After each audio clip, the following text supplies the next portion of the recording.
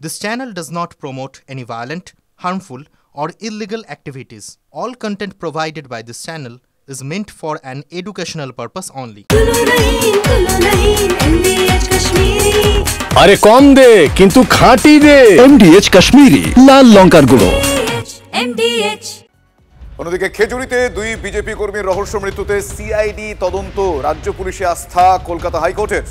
গতকাল সিবিআই এর সমালোচনা করেন বিচারপতি ঘোষ। তদন্তের নামে গ্যালারি শো করছে সিবিআই, এমনটা বিচারপতি মন্তব্য করেন। তদন্তকারী দলের নেতৃত্বে থাকবেন ডিআইজি সিআইডি। 25শে সেপ্টেম্বর তদন্তের রিপোর্ট জমা দিতে হবে হাইকোর্টে। ময়নাতদন্তের রিপোর্ট সিআইডির হাতে তুলে দেওয়ার নির্দেশ দেওয়া হয়েছে। খেজুরিতে দুই বিজেপি কর্মীর রহস্য মৃত্যুতে এবার সিআইডি তদন্ত, রাজ্য পুলিশেই আস্থা রাখল কলকাতা হাইকোর্ট।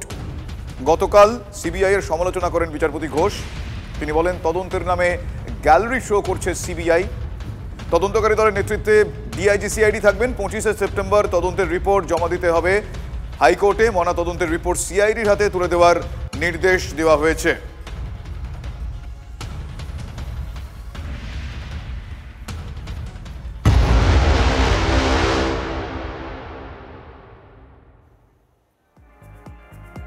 কাপড়ের কারখানায় কাজ, চালকলে চিমনি মেরামতির কাজ। স্ত্রী পঞ্চায়েত প্রধানের চেয়ারে বসতেই বেরুগ্রামের কোট আনকোট বেতাজ বাদশাহ, কার কথা বলছি বুঝতেই পারছেন, শেখ ফিরোজ।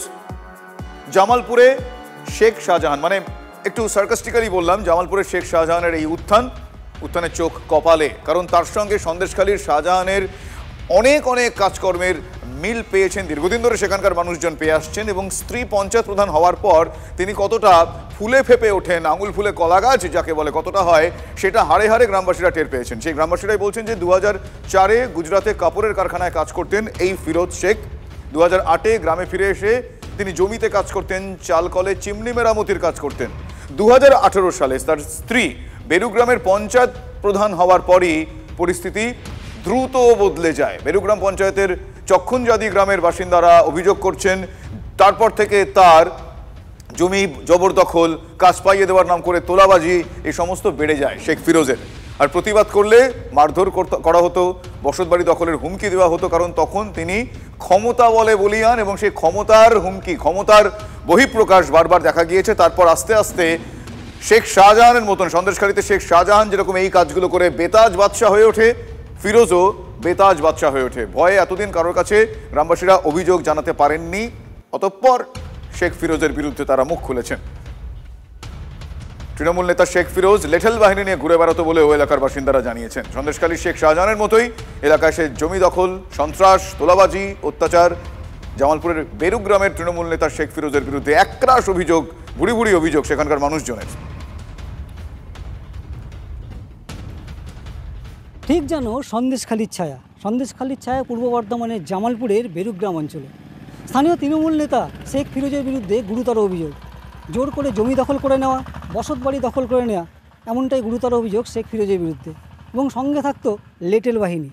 স্ত্রী পঞ্চায়েতের প্রধান এবং এই ফিরোজের মোবাইলেই বিভিন্ন নেতা মন্ত্রীদের সঙ্গে ছবি থাকতো এবং সেই ছবি দেখেই আরও বেশি ভয়ের রাজত্ব কায়েম করা, এমনটাই অভিযোগ উঠছে শেখ ফিরোজের বিরুদ্ধে।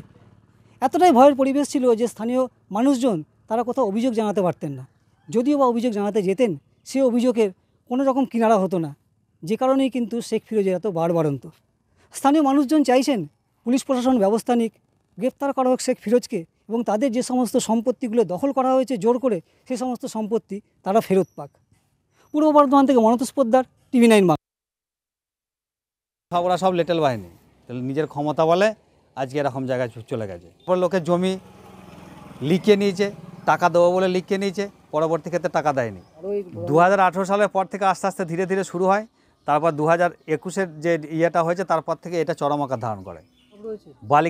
বালিখাতের যারা মালিক ছিল তাদেরকে জিজ্ঞেস করলেই পাবেন, ও জোর করে পয়সা নিত। আমার মনে হচ্ছে যে ওনার স্ত্রী প্রধান আছে বলেই এই জিনিসগুলো হচ্ছে, সেই জন্যই পুলিশ হয়তো একটু পিছিয়ে আসছে। আমরা চাইছি যে প্রথমত প্রধান থেকে বরখাস্ত হোক, আর দ্বিতীয়ত যে সমস্ত মানুষের সম্পত্তি ও নিয়ে জোর করে সেই সমস্ত সম্পত্তিগুলো ফিরে পাক এবং শেখ ফিরোজ গ্রেপ্তার হোক।